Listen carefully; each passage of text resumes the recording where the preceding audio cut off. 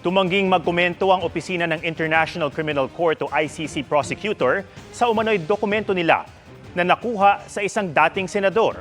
Ayon dito, suspect na umano sa drug war sina dating senador o si Senator Bato de la Rosa at 4 na iba pa. Nakatutok si Salima Refran.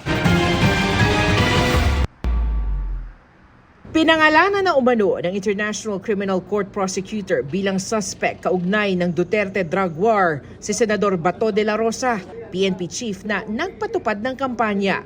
Base yan sa dokumentong nakuha ni dating Senador Antonio Trillanes IV sa opisina ng ICC prosecutor. Suspect din umano sina dati ring PNP chief Oscar Albayalde, dating PNP CIDG directors Romeo Caramat Jr. at Eliazar Mata at NAPOLCOM Commissioner Edelberto Leonardo.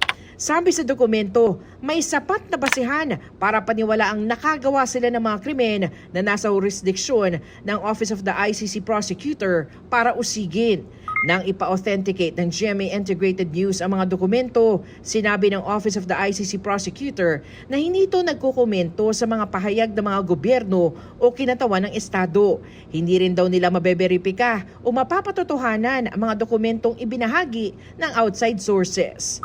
Anito, mahalaga ang pagprotekta sa confidentiality ng kanilang trabaho para masiguro ang kaligtasan ng lahat ng kanilang nakakasalamuha at bilang proteksyon ng integridad ng kanilang mga operasyon. Sabi naman ni Senador De La Rosa, 2016 pang nababanggit ang kanyang pangalan na paulit-ulit at tila sirang plaka. Patuloy na kinukuha ng GMA Integrated News ang panig ni Generals Albayalde, Caramat, Mata at Leonardo. Para sa GMA Integrated News, Salima Refran, nakatutok 24 oras.